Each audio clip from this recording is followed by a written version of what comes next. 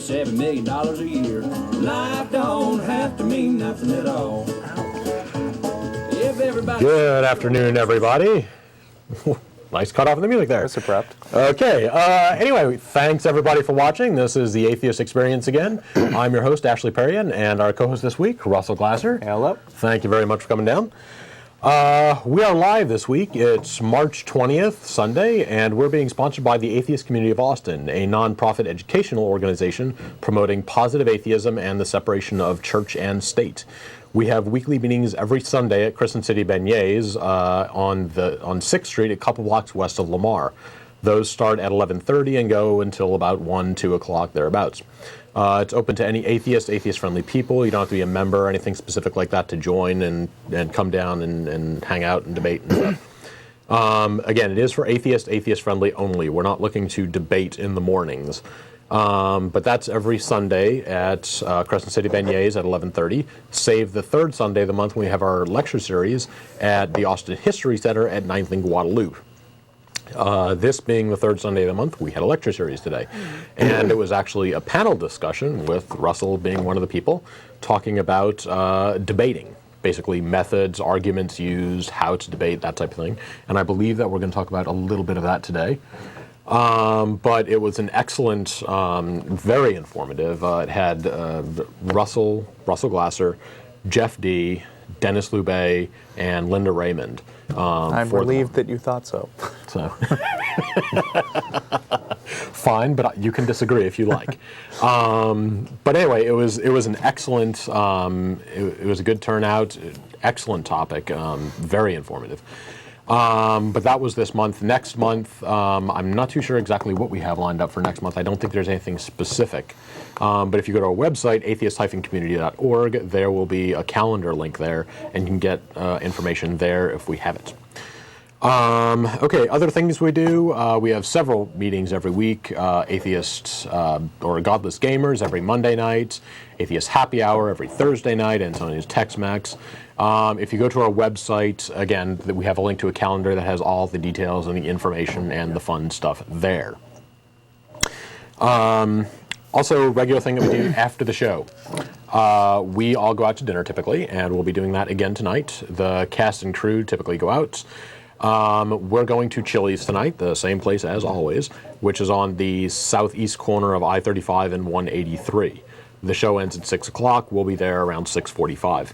Again, atheist-friendly people only. We're not looking to debate over burgers. If you have a beef with us and you want to take it up, ha ha ha ha. And if you have any questions, comments, concerns, complaints, whatever, that's what this show is for. We are live. We will put up the phone number in a little while, and you can call us up and please let us know what you think then. Again, we'll be putting that up in a little while. Ooh, quick other announcements. In a couple weeks, well, it's still a little ways off, but May 1st, some for ACA members to be aware of. We are having, I want to say auditions, but that's not the word, elections for the next board for the ACA. So if you have any ideas of running for the board or who to vote for or anything like that, get in touch with some board members. They can tell you what to do, what needs to happen, that type of thing. But again, that's coming up May 1st, so just something to mark your calendar with. We would like you to turn out and vote. So anyway, that's it for normal announcements. We're going to go on now to Russell, who's got a couple things for us. Tell us about the debate and what happened after the debate. The panel, you mean? Yes, that's it, the panel, yes. We had a lot of fun. There were 4 of us there, and we're all big nerds. In other words, most of our debating experience is online. Yeah. Jeff, Linda, and Dennis are all regulars on alt.atheism. Yeah. And I read alt.atheism occasionally, but I'm mostly into the Motley Fool message board systems. And we all agreed basically that debating online is an excellent way to practice for debating live, because when you debate online, you learn stuff, you learn things about the arguments that trip you up, and plus you have Google. Yeah, Google is your friend. Yeah, you have time to actually form arguments. Right. Doesn't have to be on the spot. Yeah, if you don't know something about anything, then you can go look it up, and then you can get sort of a layman's understanding of the subject. Exactly. And then when somebody tries to trip you up in a live debate, you'll already know that stuff, which is kind of what my main piece of advice was in a lot of us. I'm going to talk a little more about what I and the other panelists said. I took some notes on everybody. Okay. But also, we got to not only talk about arguing, but we actually got a live demonstration. Exactly. Because there was a guy there who had just come to ask us a question. And Jeff and, a lot of us wound up arguing with him for a long time. Yeah. I find that fun, personally. Now, this guy was a postmodernist theist, which is really, well, it's hard to talk about. Yeah, postmodernism is something that I don't know all that much about. Neither do I, which is why I went after the lecture. It's a really nice day. I went on a walk to the library. And by the way, I just want to say, since it doesn't come to mind often, Austin is such a great city. I actually went for a long walk through Austin, and I just want to plug our city for anyone who's not here because, it's cool. It's fun to walk on a spring morning, and I always say that Austin is like a city that has a little bit of everything. It's got, it seems to be a very liberal town and a very conservative town at the same time. Yeah. And it seems to have like very rich districts with people just bumming around it. Just that kind of thing that I think is cool about Austin. It is a fun place. Anyway, I walked to the library and picked up a book on postmodernism and skimmed it in about half an hour, and I still don't understand postmodernism. So, partly for the viewers to keep an eye out for, we do not claim to be experts on this topic at all. Right, but we never do. Yes, we have one person who came today who said to be a postmodern, and we have some perspectives from him. Mm-hmm. I don't assume that he is the preeminent expert on it, though, at this time. So, no names, obviously. We're not, coming down on him. Yeah, and just a word about our guest at the forum, if I may poke gentle fun. He was a college guy. I mean, I assumed he was, and then I asked, "What's your major?" casually, and he's a sociologist. Okay. Had a backwards baseball cap, and his name was Rad. So that was kind of amusing. And I wound up arguing with him for at least half an hour, as I said. But let me get back to the panel discussion and talk about what we were talking about. My main points, the topic was how to argue with theists, basically. And my main points are that there are a couple of things that can make you a really good debater, and one is sort of having control over when you present your points. I used to be a debater back in high school, and I learned some things about the cross-examination portion of debate, which is basically if you just blurt out the argument that you're thinking of, then the other guy is just going to say, "Well, that's not true," and you won't be able to get him to concede your point, which is what you really want, because you're not debating for the other guy because you can assume that he's unlikely to change his mind. Yes. But you're arguing for the debate of an audience, which is something we all said. And when you're cross-examining somebody, you have a path that you lay out where you want him to agree to your argument, but you want to lead him up there a step at a time, as if it's a cliff that you're leading him up to. Yeah. You say, "Wouldn't you agree with this?" And he says, "Yeah," and you go up a step, and then, "Wouldn't you agree with this?" "Yeah," go up a step, and then you get him right to the top, and he's looking over the edge, and suddenly, kind of realize I've been led here. Yes, and then he plummets off the edge, which is the best part in a debate. Well, he either plummets off or has to take back all the points that he's made. Yes. Okay, well, no. Everything I said was wrong, so, run back down the stairs again. Yeah, which is fun. Exactly. Backpedaling. So there's effective cross-examination technique is one thing that I find important, and the other thing is just, as I said, knowing everything. Which you can't really, but Linda had a helpful point, which was that she reads the encyclopedia for fun. Yeah. I don't know how many people do that. But it's a noble thing, though.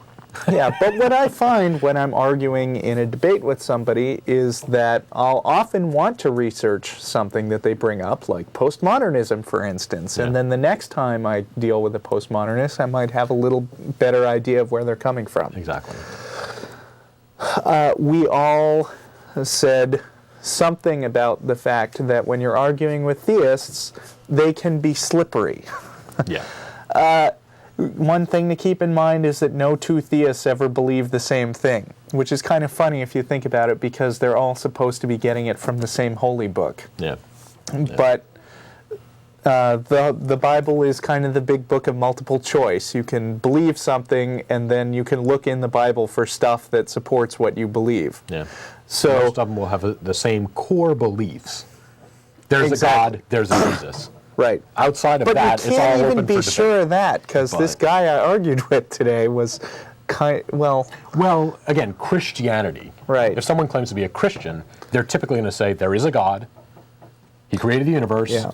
and there was Jesus. Now, everything beside what I just said is debatable among right. them. Well, even But those three things are pretty much, to be a Christian, you've got to believe that Jesus existed. Most Christians believe that Jesus was God in human form, but you can't count on that. Exactly. We get Exactly.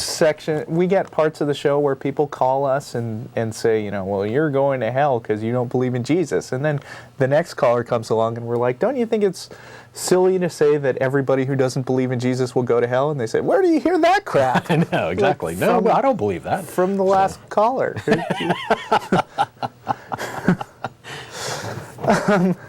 So, I mean, it's hard to pin these guys down, which is part of what leading them off the cliff is all about. Yeah.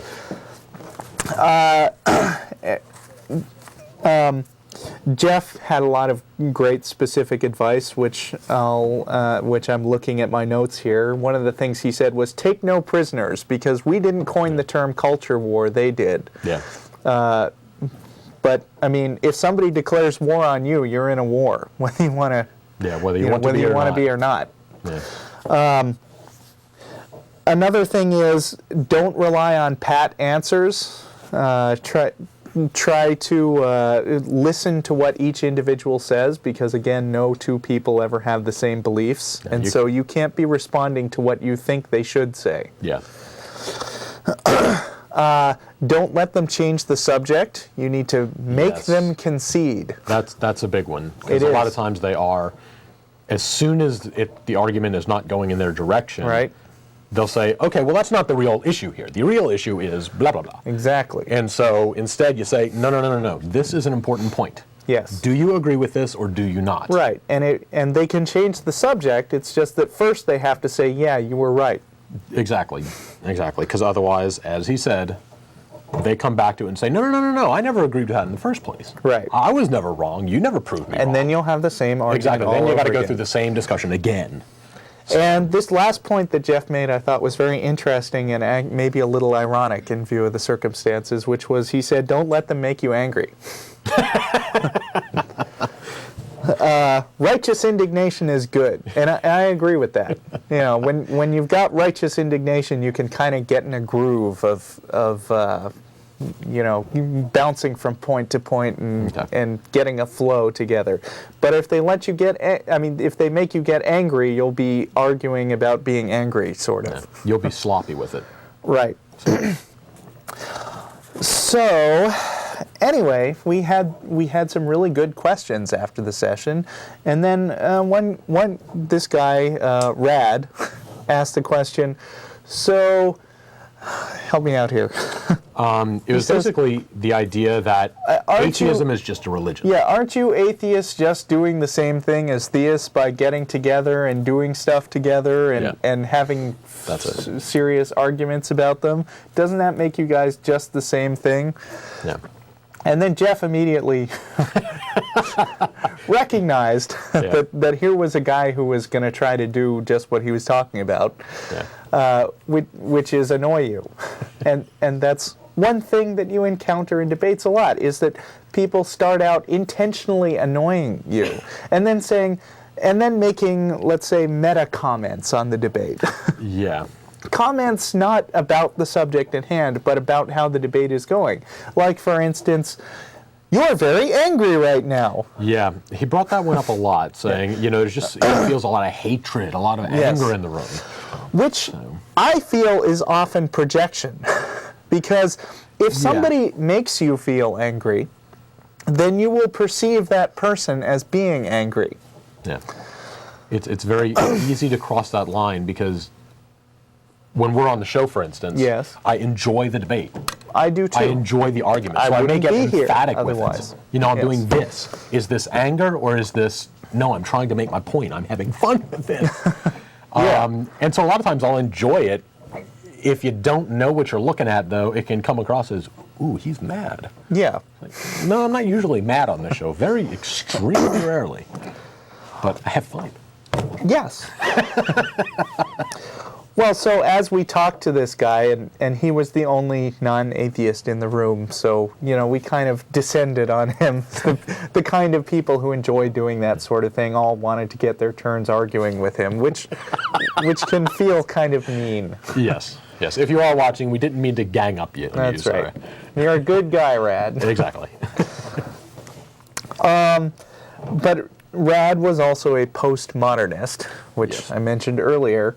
I've got a little bit of experience listening to, reading about postmodernism, but mainly in the negative sense. Like, I listen to a lot of Christian radio shows. Yeah.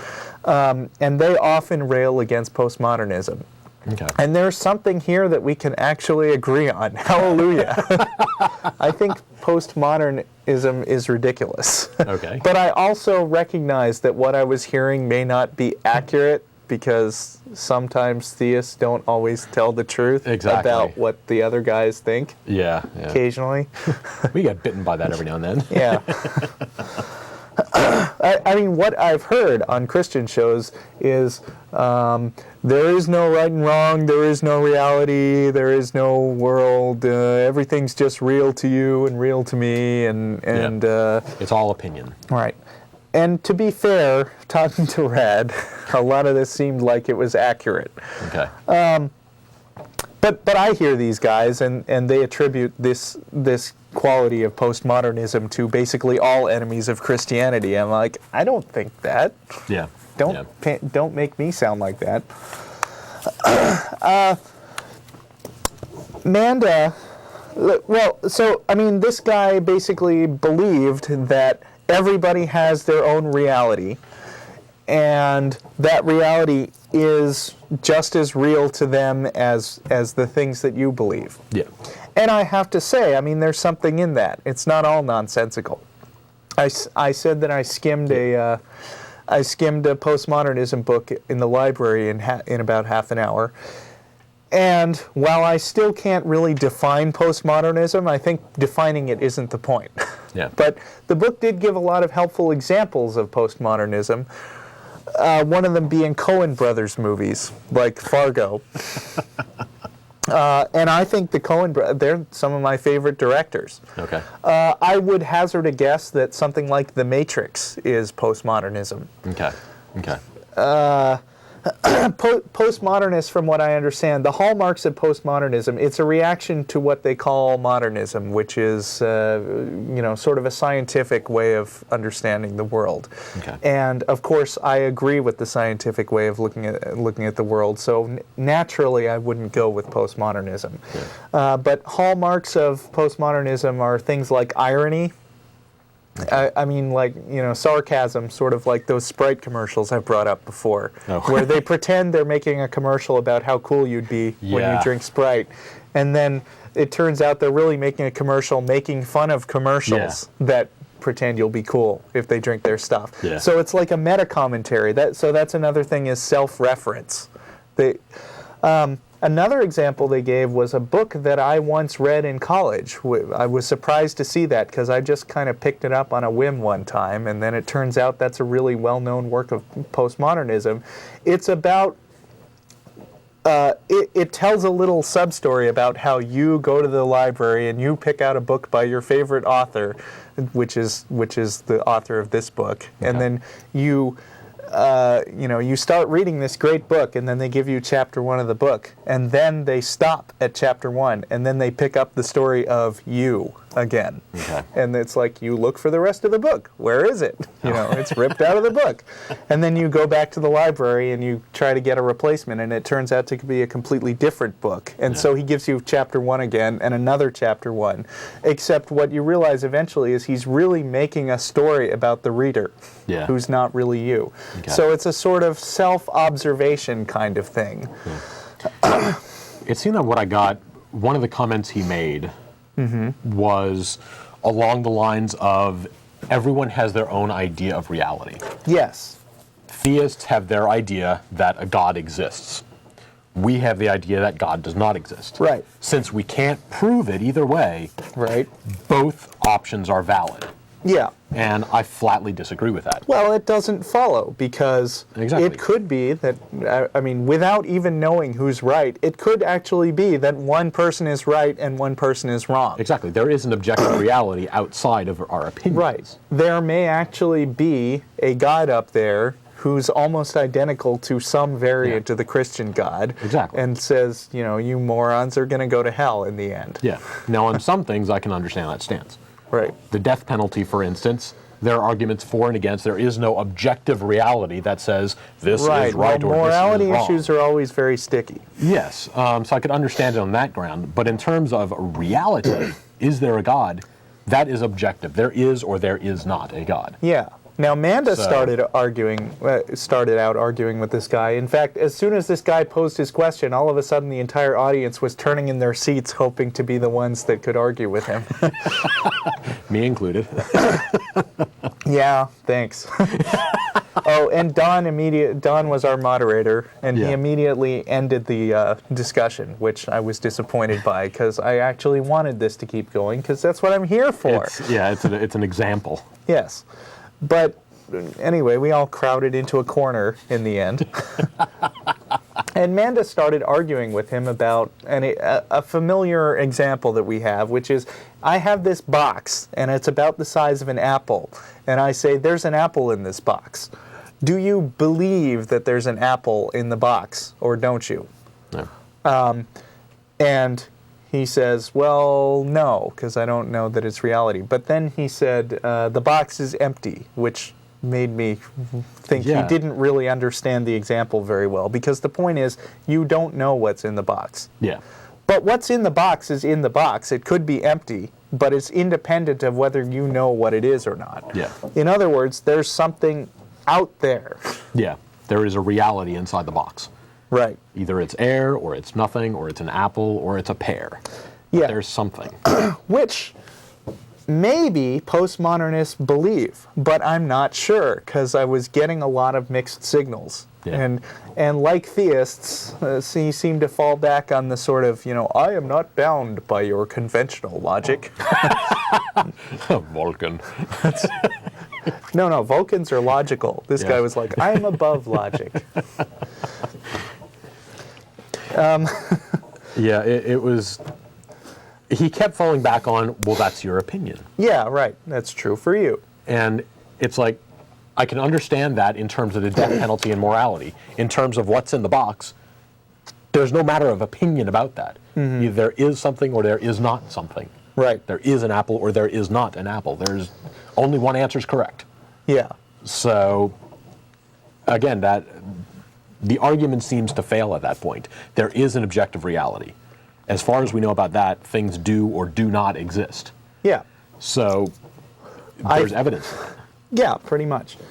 And as with the scientific method, two individual people can corroborate their experiences. They can both describe something like this table in some way, and their descriptions will match. And based on the amount of harmony you basically have with different descriptions, you can apply more or less confidence to something. Yeah.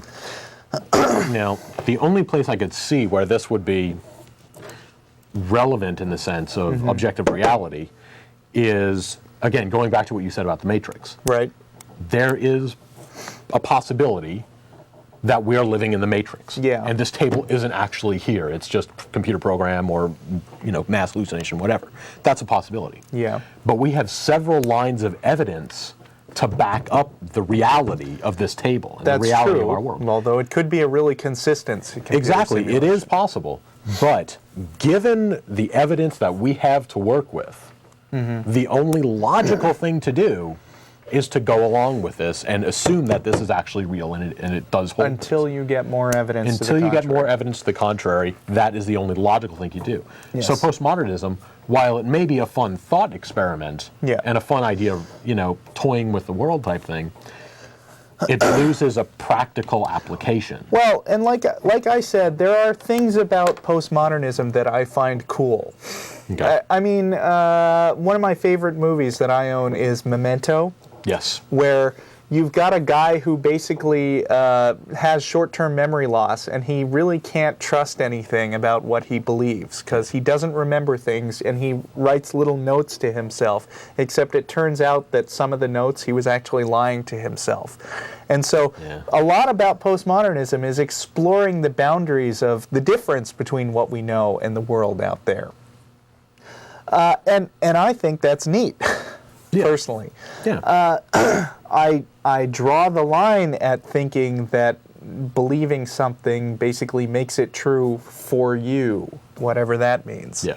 I think that's ridiculous. Yeah.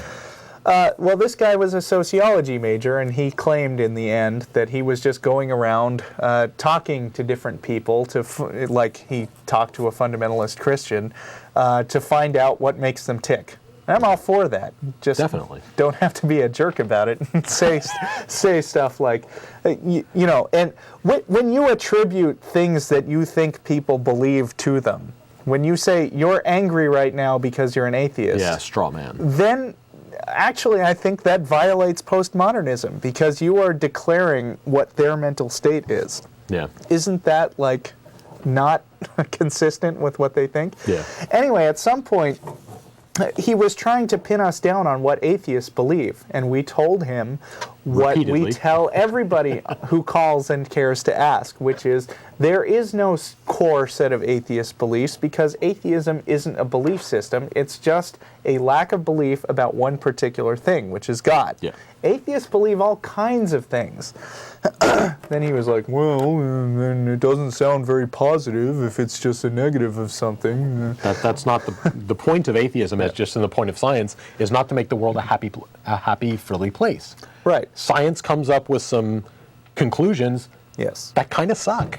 However, many of us would like to make the world a happy, frilly place. Exactly. Which is why we gather together in groups. Exactly. That while we just call ourselves the atheist community of Austin, I think most of us share a set of beliefs that makes us get along especially well. Exactly. So we're not claiming to be the only atheists in town. For instance, there's the Raelians, who I brought up in this argument. Yes. Yes. Raelians believe that there is no God, so technically they're atheists, but they believe that space aliens wrote the Bible. Yeah. And we think they're full of it. Yeah, we put think it they're politely. basically just as crazy as a theist. Yeah. They're slightly more plausible, But that doesn't mean they're but not by much. That doesn't mean they're not true atheists, because Exactly. we don't do that sort of thing. If you don't believe in God, then you're an atheist. Yeah, I admit that they are atheists. They're So he crazy said- atheists, but they're atheists. So for some reason, Rad then said, okay, what I'm going to take away from this conversation, I think he was trying to have the last word at this point, but I didn't let him, is that atheism, you can't be an atheist and a postmodernist. Yeah. Because they're fundamentally incompatible. I said, sure you can. Let's go talk about this. So more people wanted to use the room that we were in. So we went out in the hall at this point, and I got to argue with him at this point, and I said, all right, I believe that you are an atheist. Postmodern atheist. Yes. Which was flatly contradicting what he said earlier. Yeah. He said, I believe in God. Yeah. But I said, I believe that you're an atheist, and that would make you a postmodern atheist. And he said, and you realize he can't say that I'm wrong. Yeah. Because if he does, then, he's saying that I have some beliefs that are incorrect, which goes counter to what he was saying. Yeah. So he says, okay, if you want to believe that. And I said, I do believe that, so it's true, right? He says, yeah. And According to you. yeah.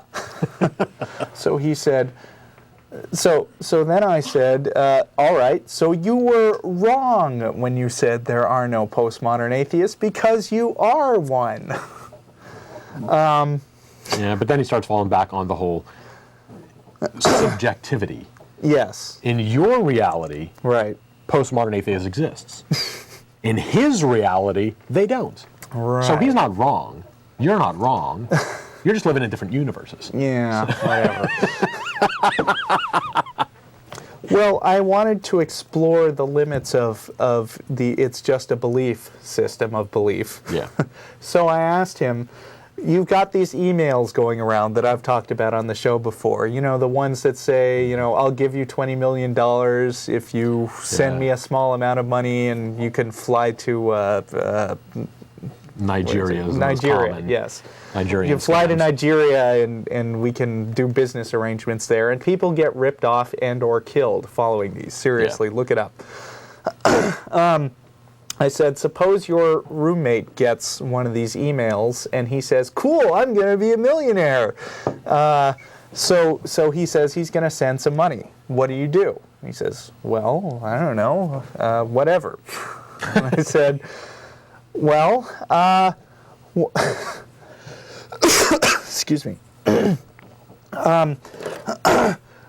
Suppose you know that he's about to send $3,000 and you're almost certain it's a scam. Do you stop him? And he says, no, because it's just my belief that it's a scam. And you're I not could a very be good wrong. friend. I wouldn't think so. Sorry, but But, you know, there's no accounting for taste, so I jump to another example, which is suppose a little girl is going to run into a swimming pool and drown. What do you do? He says, well, then lives are at stake. I said, well, how do you know? Maybe the little girl will step into the swimming pool and walk right across the water. Yeah. It's all subjective. It's just your belief that she's going to sink and drown. So, you know, we went round the block a couple of times on that, which basically led to sort of what I see as a major inconsistency, which is that he has, I mean, when it comes, I mean, he was trying to say that he doesn't interfere with stuff because it's all just belief systems and it doesn't matter. But when he thought lives are at stake, then he would go ahead and interfere. And then, so the question is, how much does it take you to interfere? I mean, maybe you don't care about your friend being out $3,000, but do you care about a little old lady getting swindled out of her life savings? Yeah. I mean, the line must be fuzzy somewhere, which means you must believe in some kind of objective reality out there. And at that point he said, well, of course I do. This would exist that I'm leaning on. And I was like, whoa!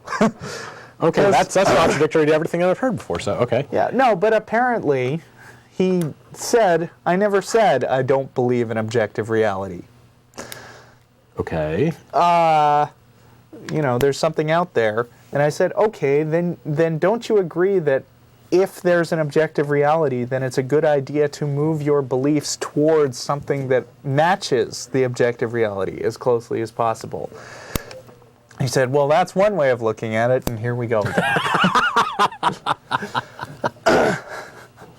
So, a quick note, again, this is March 20th, Sunday. We are live today. If you have any questions or comments, especially if you know anything about postmodernism, it would be please. kind of nice. Give us a call, set us straight if we're wrong. Get our heads around this. And if we're right, yeah, let us know. Because it does seem a little bit wacky. Because, yeah, I mean, there are things in the world that are objectively true, objectively false. And so how do you start drawing that line? And again, in a practical sense of running the world, while it's a fun thought experiment and it's a fun philosophical idea, when we're talking about the Christian right trying to do this, that, or the other in the government and, you know, enforce their beliefs on everybody else, you know, we have to get rid of philosophy.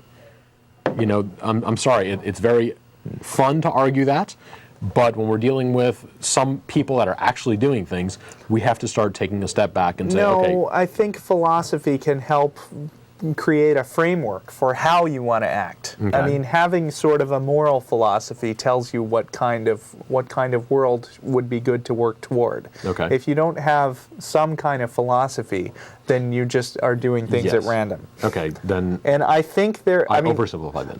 I've read some philosophy. I'm proud to say. And I think there's a lot there to pay attention to. Yeah. But you have to mix your philosophy with reality. You can't just reason things in a box. Yeah.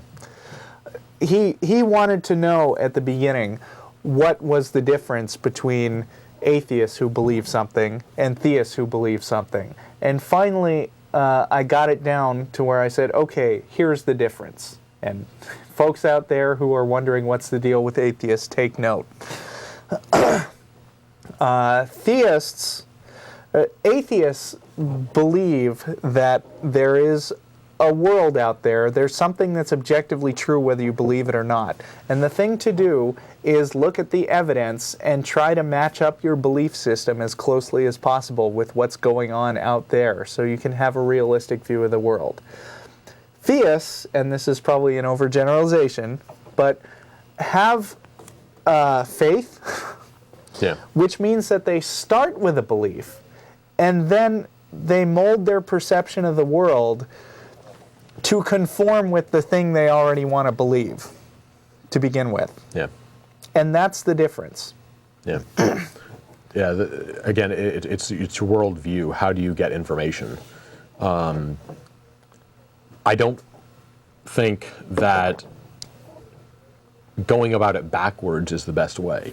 Mm-hmm. Science and reason have a proven track record of showing the truth, Yeah. and religion doesn't. Although in that book So- I read, it mentioned that postmodernism was partly a reaction to like World War II, where people Okay. started realizing that science does a lot of bad things too, like Yeah. dropping bombs on Hiroshima. Yes. Yes. But again, And while that's true, I think we live longer now than we used to, and overall things are better. yeah. Yeah. And again, it I'm goes an back. optimist. It goes back to the point that science is not there to make the world a happy place. No, It's but it there, often does it's- that as a nice side effect. It's a good side effect because we get to work with what we have in better ways. Mm-hmm. But that's not its purpose. Right. Atheism as a belief is not there to make people happy. That's not the point of it. Yeah. Atheism is lack of belief in a God. We have an idea that there is no God. We have a lack of belief, and we have what we think is a good reason for that. Now, if you don't like that conclusion because it means you're going to die and you don't get an afterlife, I'm sorry. Right. We have other things to believe in, but it's not my job to make the world a happy place. I generally think that knowing things is better for you than not knowing things. Yeah. While it might make me happy to think that I could, for instance, jump off a cliff and just fly away, it wouldn't necessarily be healthy for me to test that belief. Test it by throwing stuff, but but it not yourself, wouldn't be healthy probably. to have faith in that and Yeah. stick to that faith in the face of all evidence. Exactly. All right. Again, it's March 20th. We are live. If you have any questions or comments, please go ahead and give us a call. Phone number is on your screen. Let's go first to John. You there? John? Hello? Is the speaker up in here? Is anybody there? Yeah, here. Yes, Hi. you are. Okay. What you got for us? Okay, a moment ago, y'all were talking about morality Yep. and how some of it comes from philosophy. Okay. Sure. I had an idea. Back before we had philosophy, or we came out to be making it, you know how some animals, when they live in groups, they have like a sort of social order. Yeah. They know this happens because this happens. We all look out for each other, and then Yeah. I think that's where our real morality and everything comes from. Yeah. Well, No argument. Yeah, definitely some animals definitely have a sort of moral, if you want to call it that, a moral order amongst them. They know right and wrong. That's been shown in several different studies. So yeah, I think that goes back to showing that God is not relevant in the equation unless we're saying that there's some version of the monkey Bible out there, and capuchin monkeys have, discussions with God to divine, that if that guy gets a grape and I don't, then that sucks. If that's what they want to claim, okay, but I haven't heard that one yet. So that's another thing I would say. Yeah, God is not part of the equation when you're coming to morality. Yeah, because my perspective is that morality is simply a shorthand word for how we deal with other people and manage to get along with each other. Yeah. That was just a point I was trying to get over. Okay. Yeah. Okay. Sorry, I stole it. Okay, did you have anything else for us? No, that's it. Okay, all right, thanks for calling. Thanks. Yeah, again, it's just one of those things. I think that's, again, one more piece of evidence to say that morality does not need a God. Yeah. Again, unless they're claiming You capuchin guys still Bibles. got that Euthyphro Project link up? There you go. That's Euthyphro.org. That's is it? Jeff and my expanding on how on the deal with separating God from morality. Yeah. Euthyphroproject.com. Okay. And nobody's going to be able to spell that, so there it is. Thank you. Now you can. Yeah. Write it down quick. All right, let's go on to Matthew. You there? Hey, how you doing, guys? Pretty Hi. well. Yeah, science moves to define objective reality, but science changes just about every day, right? Sure. In very minor ways. Right. Because there are things that we don't know that we didn't used to know and now we know, and there are things that we don't know now that we will know. And there are things we think we know now that are wrong. But overall, the getting point better. is to converge on something. Yeah. Yeah, that it seems like religion and science were kind of closely linked in the early days, and they became kind of separate with all the dogma and stuff that came on.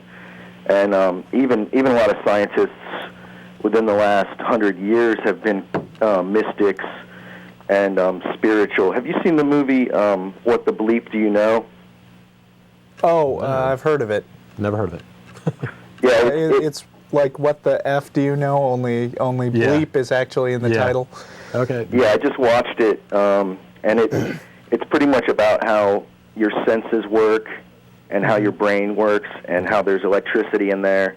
And to me, I mean, if you want to know what God is or what the Spirit is, you can prove it through science. It all depends on your perspective and your own personal experiences with life and your own spirit. To me, the spirit is electrical energy that runs through your body connected Okay, to the so flesh. can you measure it with a voltmeter? Yeah, you can. But the problem here is Ask if us- you want to start changing the definitions of words, that's okay. If you want to define God as electromagnetism, I'll accept that. I don't get the point of it because we already have electromagnetism as a word, and it worked pretty well. If you want to just redefine things, that's fine. I mean, don't see the point does of it. God have consciousness? I mean, is God sentient? Does he think about stuff like who has sex with whom? No. Stuff like that? No.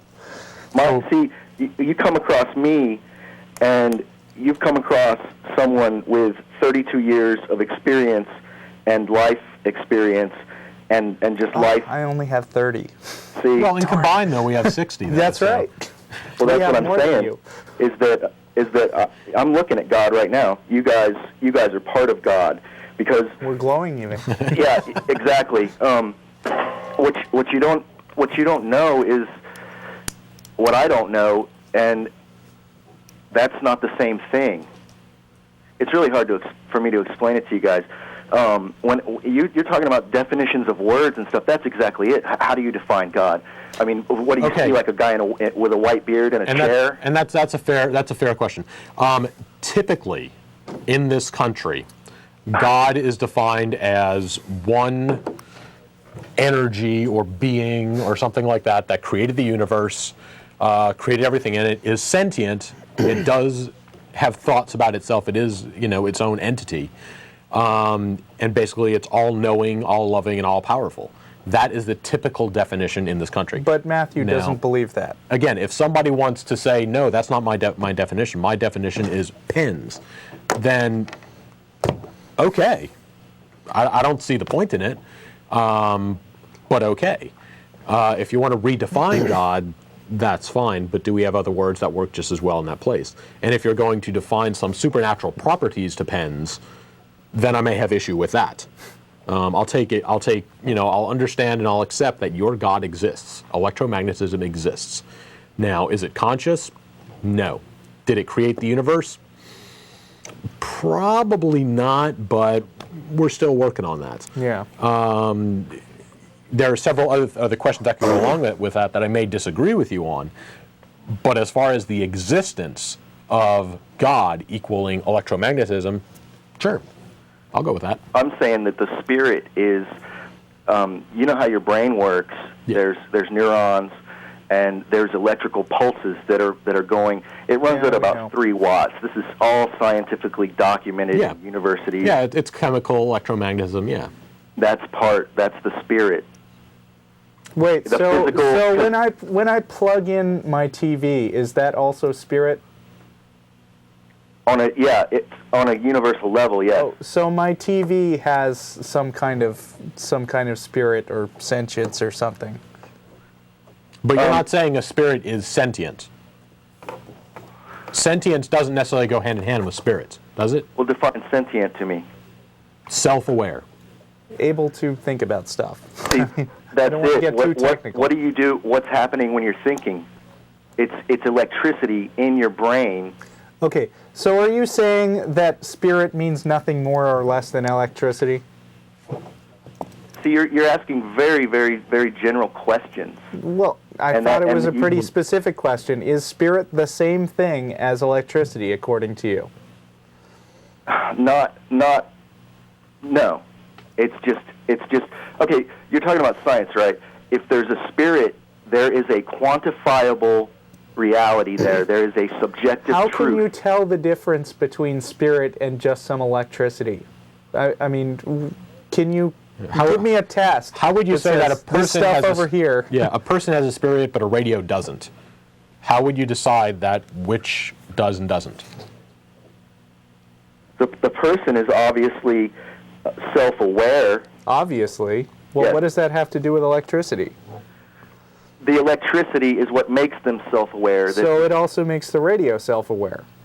you're playing games here. Well, You're playing games I mean, with words. Wait, I'm playing games. You're the one who says that. No, I don't. No, a radio is not You're not going to push me self-aware. off your cliff. Assuming I'm glad you were paying attention. I'm higher up on the cliff, and I can see another perspective that you can't see Well, that's because you haven't deep, walked man. in my. Excuse me. That's deep. no, I mean, Yeah. Well, you know, you're playing word games here, and you're trying to lead me up your hill. well, no, we're trying to find out. I'm on a totally different. I'm on another mountain. Yeah, I mean, it I'm trying to sounds. figure out where that mountain is. Yeah, I mean, it sounds like you're the one playing word games. You say that you're not, but again, Well, I'm playing just saying the that game with electromagnetism you. is God. You know. I'm playing the game with you. Okay, well then let's stop playing games and find out what is the reality here. Yeah, because from here it What just is- sounds like you're making stuff up. Okay, here's a better way. What is your definition of spirits? Oh, that's kind of a. I guess. Well, it depends on what aspect of the spirit you're talking about. What I'm trying to care get at, about aspects. I just want to know what a spirit is. it's you and the guy sitting next to you. Well, we're people. We're not spirits. We're people. Okay, when you die, when you're dead, Yeah. you're meat. Okay, Yeah. where I'm meat now. I'm just meat with some electricity going on in here. exactly? That's exactly what I'm talking about. And Okay, but a radio, And you- again, going back to the radio thing, when you unplug a radio, it's dead.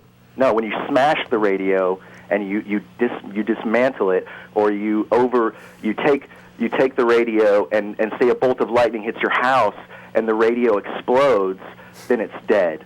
Okay, what if it can when you still turn the radio conduct off, electricity? What if we have just like a resistor or something that?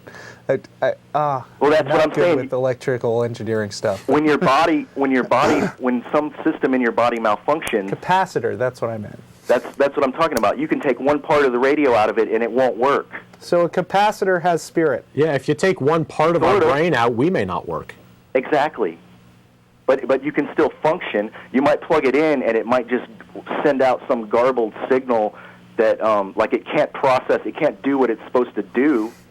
for the sounds to be emitted to go into your ear, and because that's what a radio does. See, when you unplug the radio or you turn it off, the radio is basically like asleep. There's the No, it's not. It's unplugged.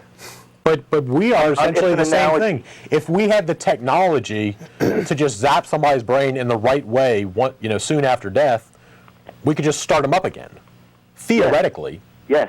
So That's what they do when someone has a heart attack, and they use that. So again, a how is it defibrillator different? or whatever? So again, how are we different from a radio? You can plug a radio in and turn it back on. With us, you could again theoretically put 2 probes in your head and zap it, and there you go. Yeah, we made the radio. We understand what the radio is. Okay. See, for you to try to understand what you are as a mass of flesh Other and blood. things conduct electricity that we didn't make. Excuse me? Wood conducts electricity. Metal conducts electricity. Exactly. You've got copper flowing through your veins that you eat and food that you eat. So You've I'm got the metal. same thing as a bar of copper. No, you're simplifying it and generalizing it, and you're trying. I know what you're trying to do, and I'm Also, so, a quick note: control room, camera. Thank you. hi. Continue. Sorry. Yeah, I'm here too. I'm reading your lips. See, what did you just say? Sorry. Copper. People, copper. Yeah, see, there's copper running through your flesh. There's copper in your veins. Okay, so it's a God mineral. is- It's a metal that's going through your veins, and it's helping conduct that electricity. Everything you eat, you are what you eat. That's a literal. It's a cliche, but it is totally true. And I see what you're doing. I can totally read your body language right now. I'm not sure what you're doing, so you have the advantage of me.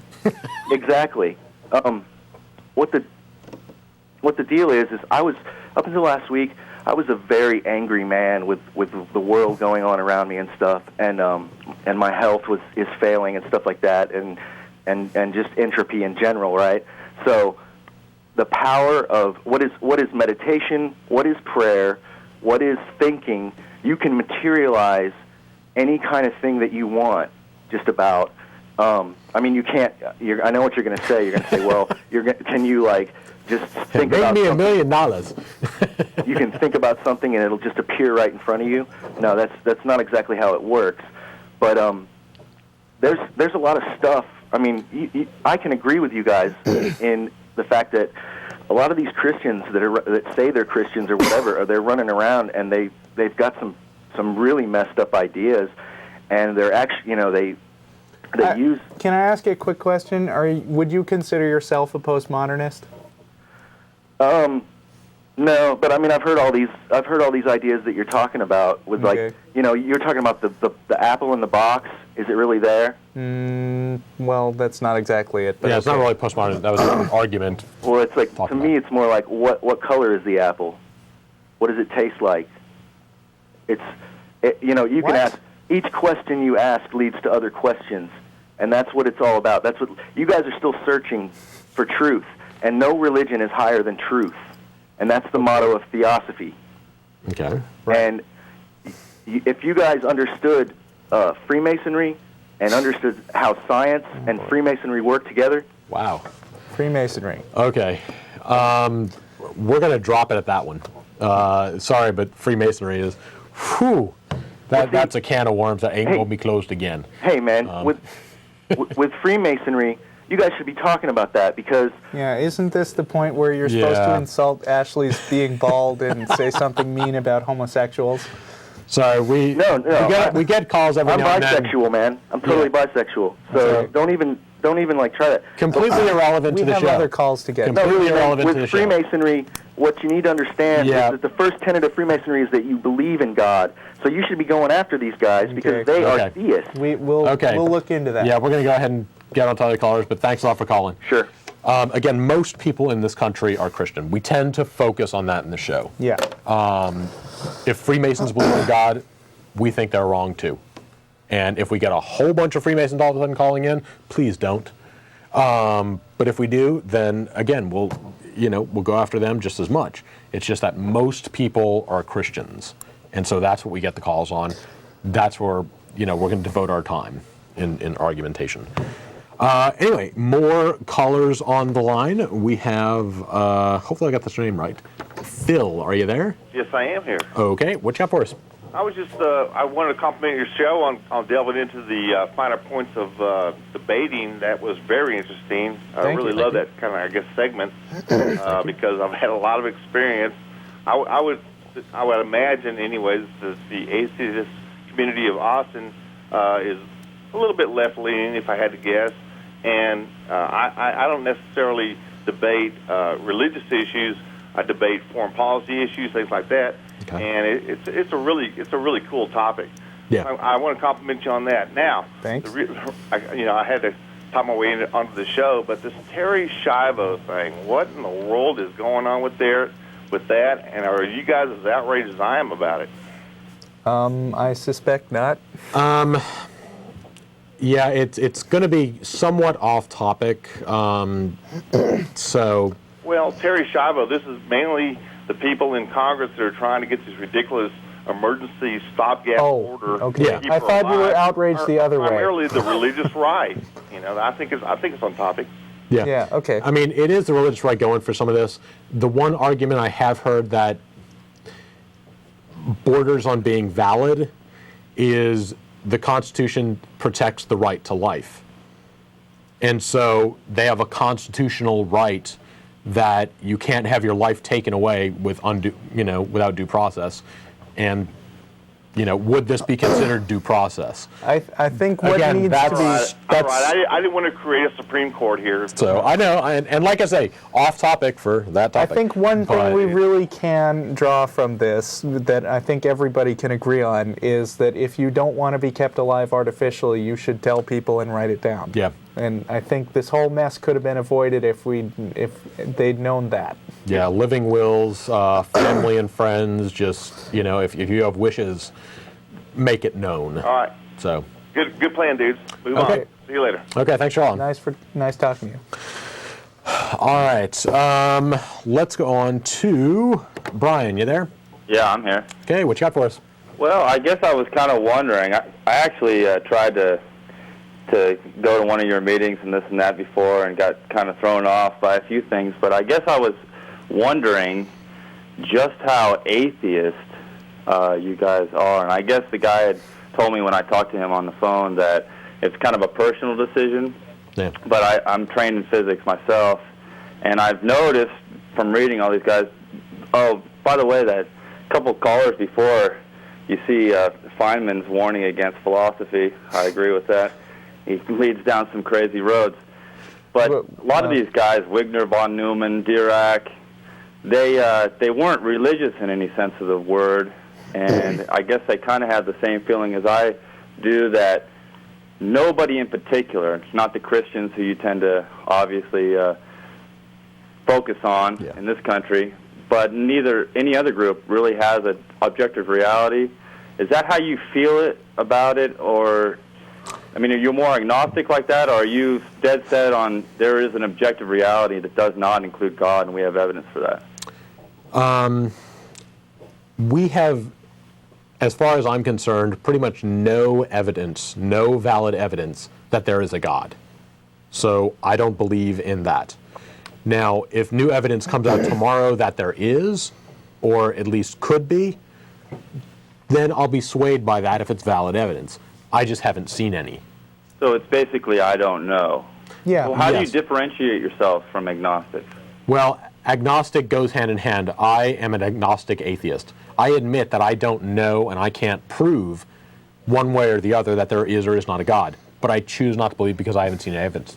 Most religious people, when pressed, are agnostic theists. I don't think so. Most of them, when pressed, I think they're sure there's a God. I mean, they know they can't prove it, but they're positive anyway. They admit that they can't prove it. They don't know for a fact. No, they think they know it, though, even without proof. Yeah, but even when they say they know it, it seems like they know it because they have faith. It's called faith. That's what I always get from them. Yeah, I mean, they believe. Again, I think they're mostly agnostic atheists. But again, I mean, you understand the point. Agnosticism is just you don't know for sure, basically. So if you don't know, I don't know for sure that there isn't a God. I don't think there is. So the atheist community of Austin, or generally, is not so much saying that there isn't a God, is that, you know, we have no reason to believe there is, and certainly we have no reason to believe that any particular set of people have come up with the truth, and so, I mean, we just have no reason to agree with that. About covers it. I mean, we don't have tenets that you must believe when going into the ACA, but we do have a charter that says that our mission is to promote positive atheism and the separation of church and state. So we're basically here to put a happy face on atheism, say that you know, we aren't mean, and second of all, to fight back against religious encroachment on government. Yeah. All right. Well, thanks a lot, because that sounds, it's different than what I got from when I went to a couple of meetings. Oh, well, you know, you should come to Godless Gamers. We're a more laid-back group, maybe. Again, a lot of what we do on the show and in discussion is we're arguing, assuming that there is a God, then blah, blah, blah, blah, blah. And we argue this stuff mostly because it's a lot of fun. I enjoy the debate. I enjoy the argument. So while it may come across, especially among casual discussion with friends, that no, there is no God. I'm sure of it. But I realize that logically, I can't back that up. Technically, I don't believe that God does not exist. Well, how about more personally, I guess, each of you guys, I don't want to take up all your time, but do you think that it's just a bunch of chemicals that have come together and electrical signals because of the ions that pass and the oxidation reactions that led to all this that I'm sitting here talking to you right now? Or do you think, like a lot of great people, even some of the founding fathers that you say were not religious, or a lot of people do, but still kind of had it this in the back of their mind? You know, there's fathers something. have to do with it, though? No, I just mean, do you think that there's something more than how do I word this? I haven't seen any. That's how I answer it. That's awesome. Is there more stuff than we understand? Absolutely. Is there, again, usually when people ask, is there more, that usually means, is there a spiritual realm? Is there a God? Is there a supreme being or something like that? That I don't believe in. But is there more than we understand? Abso-friggin-lutely. There might be more to the universe. There might be parallel universes, meta-universes, whatever, but that doesn't really jibe with what a lot of people mean by spirituality. Exactly. All right. Well, thanks a lot. Okay. All right. Thanks for calling. All right. Sorry.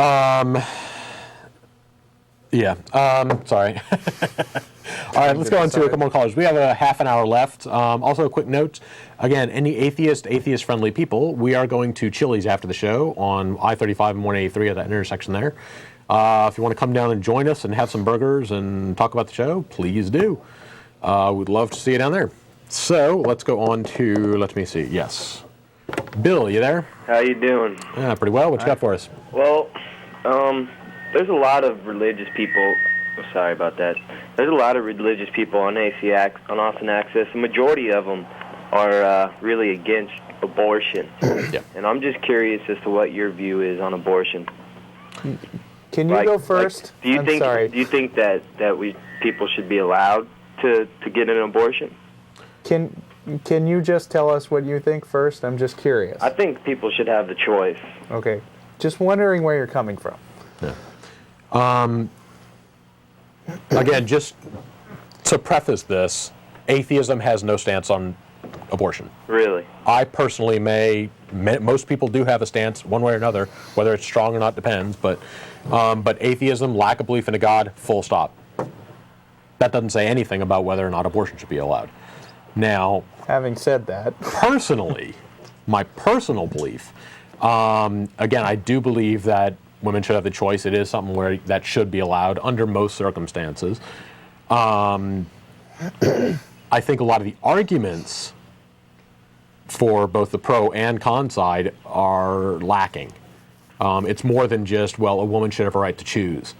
I should have a right to choose who comes to my house, and I can kill him if I don't like it. Not quite.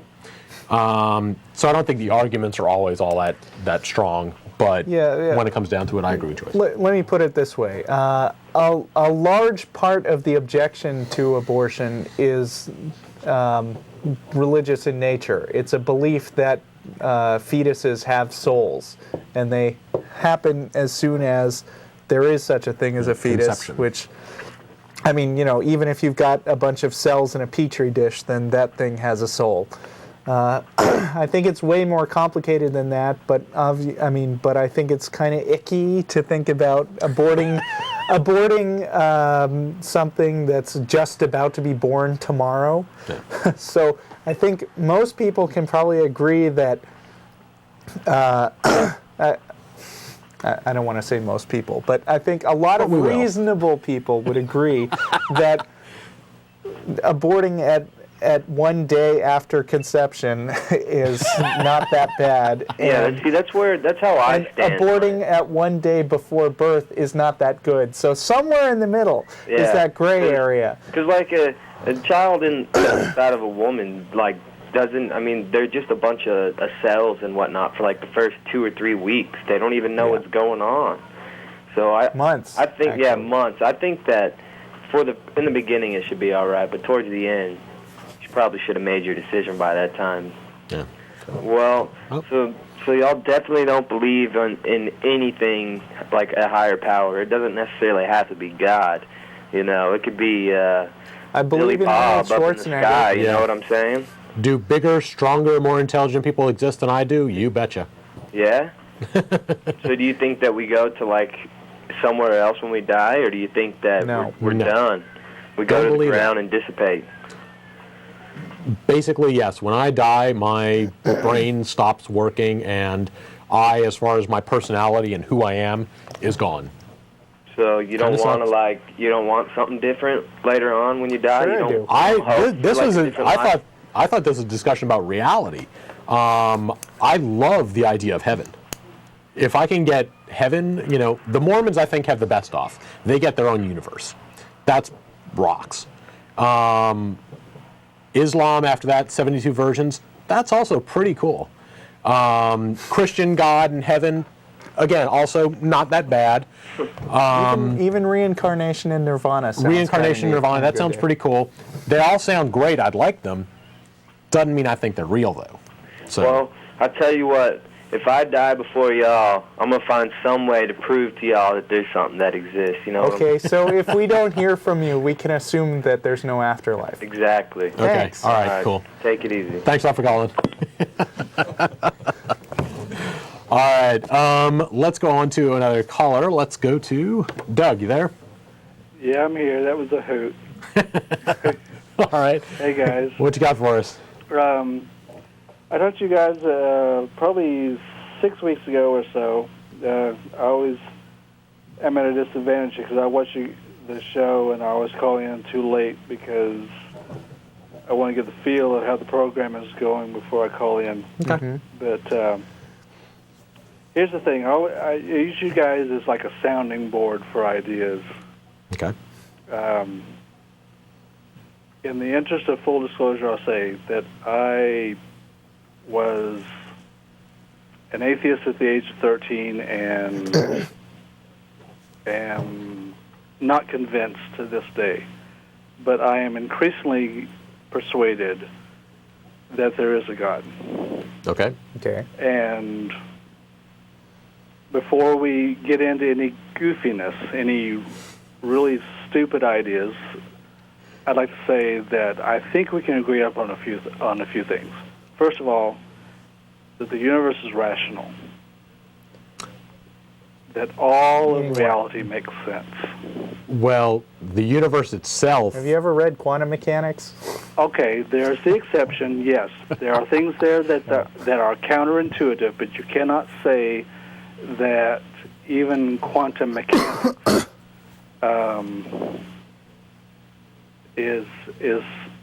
does not proceed upon the idea that the universe is predictable. It follows certain patterns. Everything makes sense. Okay. Okay, sure. Can we agree upon that? I mean, if we're going to agree that there is an objective reality, and that what you or I believe makes no difference whatsoever. There is an objective reality out there, yes, regardless of my belief in it. And Yes. My beliefs may impel me to action, and my action can change reality. So, I mean, not quite true in that sense, but my believing something doesn't directly make it true or false. Right. What we believe, the only point I'm making there is simply that it doesn't make the slightest bit of difference what I believe about the ultimate nature of reality or what you believe. It's just there. I mean, either there's a God or there isn't. Okay. And it doesn't make the slightest bit of difference what you or I or anyone else believes. Okay. That sort of thing. Okay. That taken into consideration, the Euthyphro dilemma. As I understand it, by definition, either God is necessarily derivative, he gets his ideas from elsewhere, or he's arbitrary, if he exists. And we're just for the sake of our discussion, we'll assume that he does. Well, yeah, I mean, these well, are let's assume that he does, but if he does, then his ideas about morality either come from somewhere else or... Yeah, he's either getting them from somewhere or he's making them up himself. Right. Which means, then the Euthyphro dilemma's point is God can't be the author of morality. Exactly. And to be quite frank about it, if that is true, if the dilemma is if that is really if these are really the only two options, then that's really pretty good evidence that God doesn't exist. I mean, as a supreme moral being. Okay. Right. Okay. Does that make sense? Yeah. Again, it's not a piece of evidence against his existence. It's just evidence against his being a moral authority. Right. For instance, in Star Trek: The Next Generation, there's this guy called Q, who has omnipotent powers and can basically zap around the universe and do whatever he wants. Under some definitions of God, he could be that, but under the definition of God as an all moral being whose word and his alone dictates what morality is, that kind of rules that out. Right. Okay. So either God is... So if God exists, if there is a supreme being, his morality must come from a separately existing reality, or he's just making it up. Yes, is that he's correct? either. Yeah. I mean, is that... Yeah. So what is the point, basically? The problem with the dilemma is that there's another option. Okay. All right. Which is that if there is an eternally existing, infinitely wise being, he would, by definition, know what is best. So can God say that, so knowing what is best implies that there is something that is best for him to know? Correct. I mean, like, killing would be wrong whether or not God said it was wrong. He's just passing on the information to us. Basically, the problem with... I understand what you're saying, and I think, to make an analogy to what you're saying, it's sort of like a parent and a 5-year-old. A 5-year-old... That's a good analogy, A 5-year-old should basically defer a lot of those decisions off to the parent because the parent knows better about what is, what's going to work and what's not. Don't put something in the light socket. That's a bad idea. So they could make moral, dictations, thou shalt not stick forks in sockets. Right. The problem with that is the parent has a reality to go on. They know that that you should not do this because it will hurt, because it will mess you up. Now, if God has something that he is drawing these ideas from, he knows it's better not to kill each other because then society just breaks down. Well, you shouldn't kill each other because society does because society breaks down. That's the reason. Not because God says so, but because of the reason God has. Exactly. Not because God said so, but because there are reasons behind it. And so we can divine those reasons ourselves. Maybe divine is a bad word. Okay. We can, again, we have reasons not to kill and steal from each other that are valid. Yes, but wait, back up just a moment. If we're assuming that he is the creator of life, the universe, reality as we know it, then his dictation to us would simply be a reflection of what he already knows is appropriate. So it's a good illustration with the parent and the child.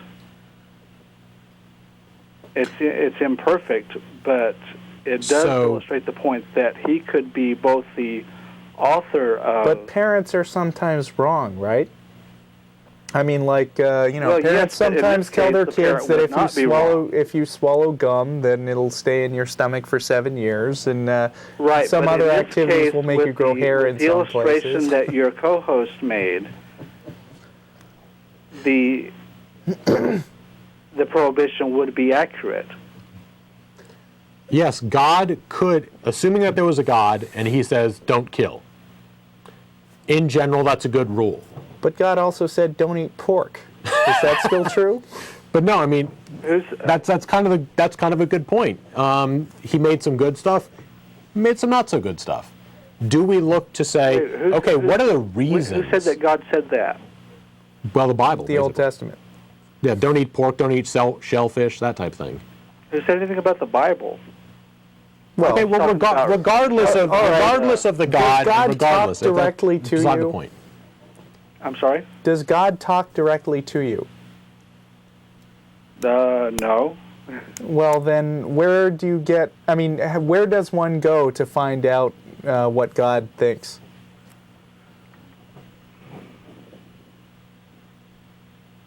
Isn't that a bit off the subject?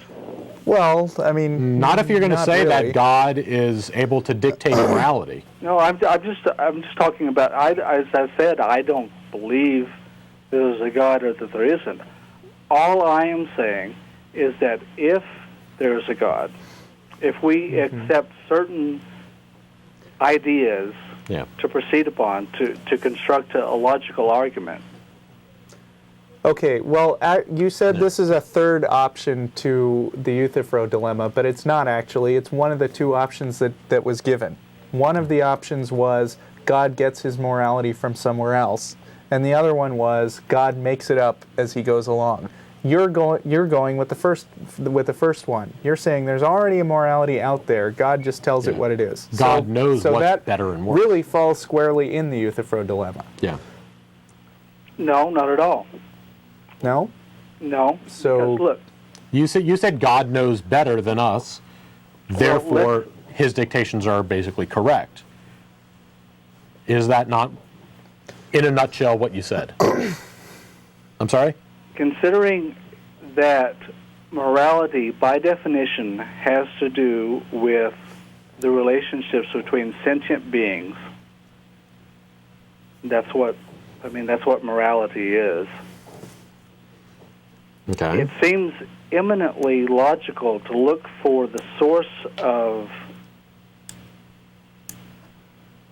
those standards in the character of an eternally existent being, rather than in any impersonal source.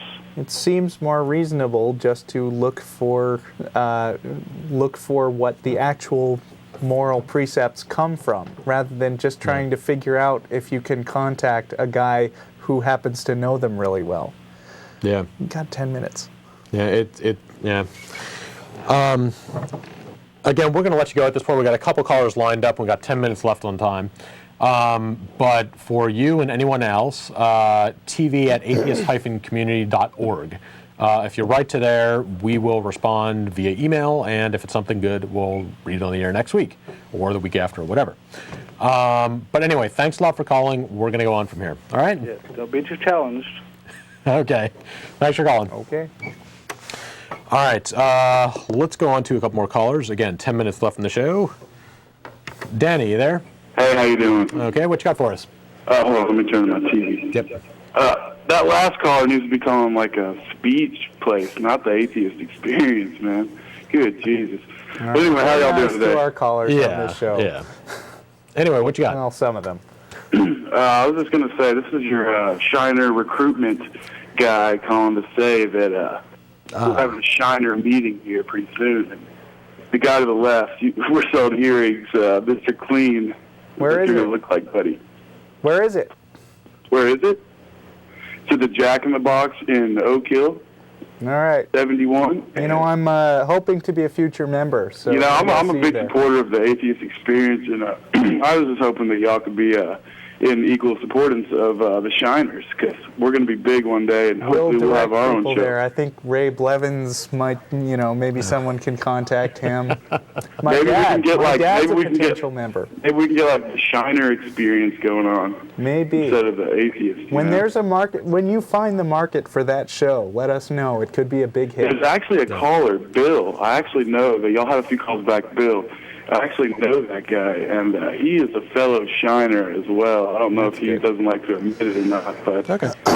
Well, nice talking to you. Yep, we're gonna go on. Well, hey, on a serious note, you guys are fucking losers. Yes. Like, that's way more serious. Well, I'm not joining his club now. No, you thought. Jeez, is that how they treat members? All right, let's go on to Kevin. You there? Kevin? Anybody? You. Is anybody there before I hang up? In 3, 2, 1, goodbye. If you're online trying to talk, phone number will be up soon. Give us a call. Okay. All right. So that was pretty good. Again, Shiner thing, who knows? I don't know. But yeah, if you made our lecture this morning... Maybe they drink beer. Shiner Bach. Good beer. Yeah, but if you made it to the lecture this morning, that was definitely a good one. If not, we're going to try and make it into a videotape or DVD or something like that. Right. So you may be able to Unfortunately, the postmodernist argument isn't in there. Yes, that will not be That on would there. be fun. But anyway. Just trying to see if I missed anything. You know, Richard Dawkins, in one of his books, Unweaving the Rainbow, actually has a whole chapter on how we sort of live in a virtual reality. Okay. I mean, basically, that they're, you know, exploring the differences between the world that we perceive and the world that's actually out there. Yeah. Good book. And that went nowhere, but we have another caller. Okay.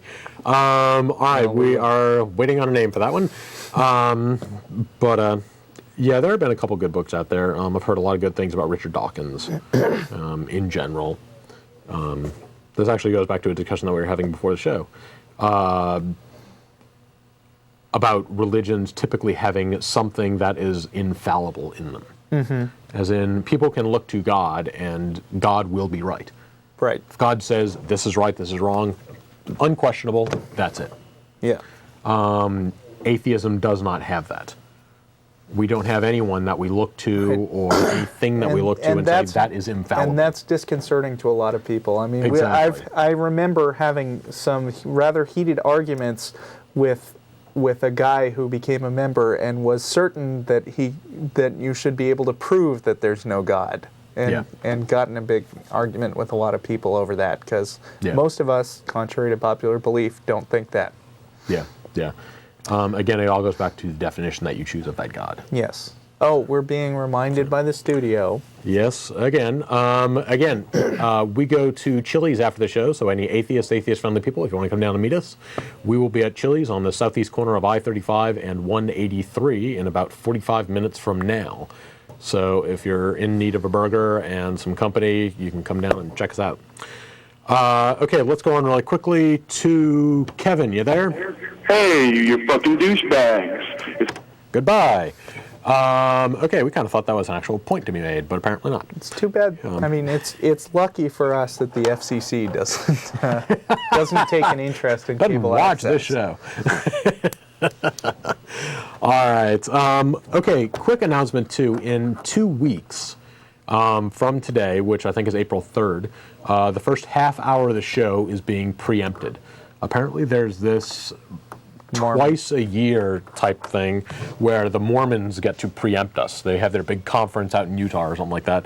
And so the Mormon preacher will be up on there on a huge wooden podium and drone. I mean, seriously, I don't mean to insult them, but if you've ever watched this thing, they drone on for hours.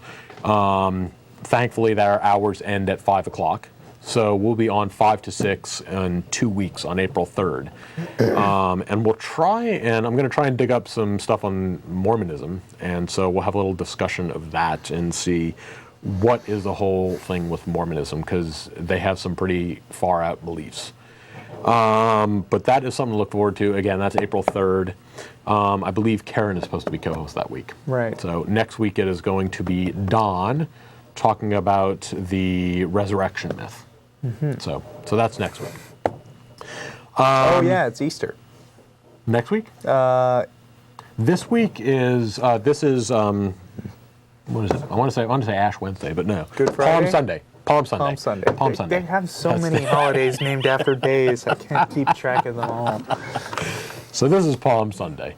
So anyway, okay, we're going to go on to let's try this out again. We have yet another Kevin. Are you there? Hey, it's Kevin again. Y'all fucking. Okay, he was the same guy.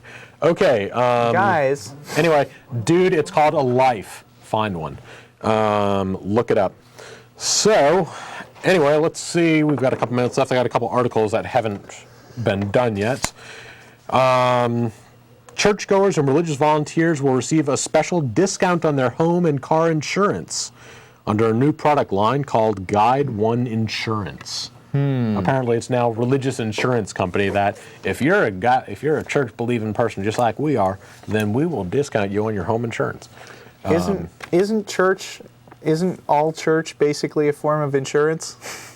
It's afterlife insurance. Basically, yes. Pay your dues, and you won't burn forever. If we happen to be right. Yeah. It's just like insurance. Except they're not held to make payouts, though. So they just say you're going to get an afterlife, and if you don't, try and collect. So. Well, it's insurance against them being right. Possibly. Okay, also, here's another one, too, really quickly. Scientists unearth another skeleton of humans. Scientists say they believe they discovered one of the oldest skeletons of an early human ancestor. U.S. and Ethiopian scientists working in northeastern Ethiopia say the remains of the hominid, or primitive human, date back 4 million years. I think that's even older than Lucy. Lucy lived 3.2 million years ago. Wow, they just keep going earlier. Yeah, they keep knocking it out and finding yet more and more and more specimens from different time frames. So, again, so much, all these people who call in and say there's no fossil record. There's huge gaps in the fossil record. Well, to that, I would say there is some truth. We now have 2 gaps where there was 1. Did I tell you what Dennis said on the subject? No. He said on Alt Atheism one time, it's kind of like creationists are looking at a clock, and they say that the clock doesn't change, and you show them photographs of earlier pictures, okay. and they say, yeah, well, where's the transitional form between then and now? And then you bring those out, and they say, well, where's the transitional form between those and between those? Yeah. And then if you show them, look, the second hand has just moved in the last few seconds while we're talking. They say, well, yeah, but that's just micro clock movements. Yeah. You're only proving the second hand there. Right. So. All right. Okay. Anyway, thank you very much, Russell, for coming on and helping out. Thank you. Thanks to all our viewers. It's been great. Again, thank you, Rad, for giving me something to talk about. For giving us some fodder to talk about. Again, we will be perhaps, TV at atheist-community.org. If you have any ideas or you want to try and clear us up a little bit on postmodernism and what it is or is not, please write there and we'll see if we have anything of value. If you have any other questions or comments, please go to that address and write us there. Again, atheist-friendly people will be going to Chili's on the southeast corner of I-35 and 183. We'll be there at about 45. We'll be there at 6:45. But again, that's only if you're watching on Sunday, March 20th, which is today. If you're watching this on Tuesday or a repeat or something, we may very well not be there. So don't call or go. Those are our love rings out to Austin. Thanks everybody for watching. Austin, as you said, great city. Love to be here. Love the city. Definitely. Great place to be. Hope everybody has a good time. We'll see you next week. Bye.